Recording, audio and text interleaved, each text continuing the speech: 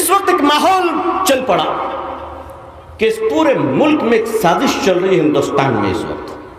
हर कानूनी कोई भी हर कानून मोदी का है, कौन सा कानूनी दूसरे का है। तो मामला कोर्ट के पास है, कोर्ट भी दूनी का है ना, तो कोर्ट भी दूनी का है ना। मुसलमानों के में तो फैसला ही कौन सा हो रहा है। तो कोर्ट जो फैसला देगा, क्या आपको लगता है कि उसको आप स्वीकार करेंगे?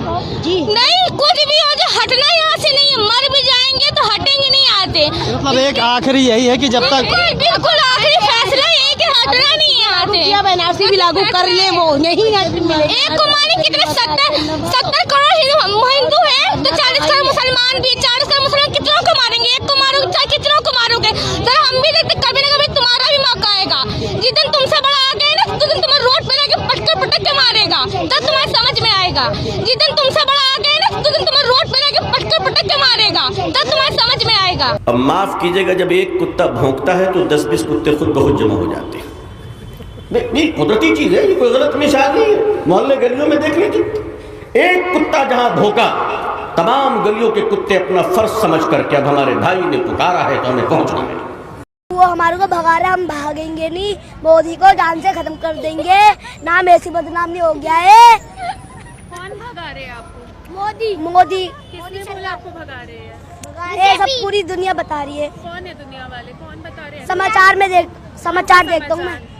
आज तक आपको आज तक में दिखाया कि आप लोगों को भगा दिया जाएगा। जी।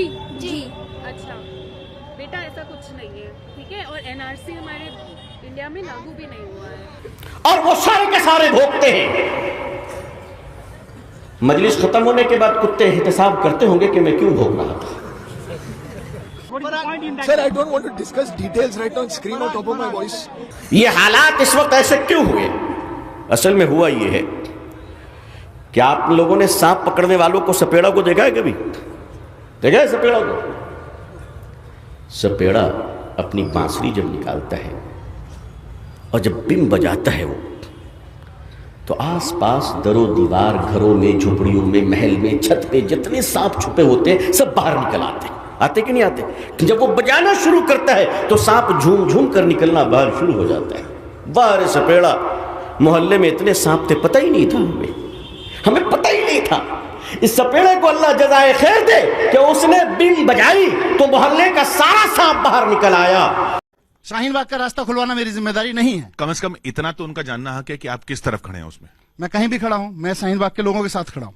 अल्लाह ताला हजरत मोदी साहब दामत बरकातुहुम को, हजरत योगी साहब दामत बरकातुहुम को जज़ाए खैर अता फरमाए। बरसों के बाद ऐसा सपेड़ा हमें मिला है जिसने बिन बजाई तो हमारे आस्तीनों से सांप निकल रहे हैं, मदरसों से सांप निकल रहे हैं, मस्जिदों से सांप निकल रहे हैं, अलीगढ़ से सांप निकल रहा है, रोशनदान से सांप निकल रहे हैं। आज लोग हमारे पास हो ऑर्गेनाइज्ड, तो हम हिंदुस्तान और नॉर्थ ईस्ट को परमानेंटली कट कर सकते हैं। पर परमानेंटली नहीं तो कम से कम 1-8 महीने के लिए तो कट कर ही सकते हैं। मतलब इतना मवाद डालो पटरियों पर, रोड पे, कि उनको हटाने में 1 महीना लगे। ये तो बेचारे आ गए, अल्लाह भला करे इनका, इनकी उम्रों में खूब बरकतें अता फरमाए कि साहब इन्होंने बांसुरी ऐसी बजाई कि आस्तीनों के सांप बाहर निकल आए। और ऐसा निकले कि निकलने के बाद जो 30 बरस से उलमा को गाली दे रहा था, जो 30 बरस से कुरान और हदीस को गाली दे रहा था, आरिफ मोहम्मद खान को क्या गवर्नर केरला का बना दिया गया कि जितने छोटे छोटे सपोले पीछे थे उन्होंने कहा मालिक दुआ पुरानी जरूर थी मगर सुन ली तूने। आरिफ जब गवर्नर बन सकता है तो हम क्यों नहीं बन सकते? अब वो सारे के सारे तैयार हो गए। भारत के स्टेट से ज्यादा गवर्नर के कैंडिडेट तैयार हो चुके हैं।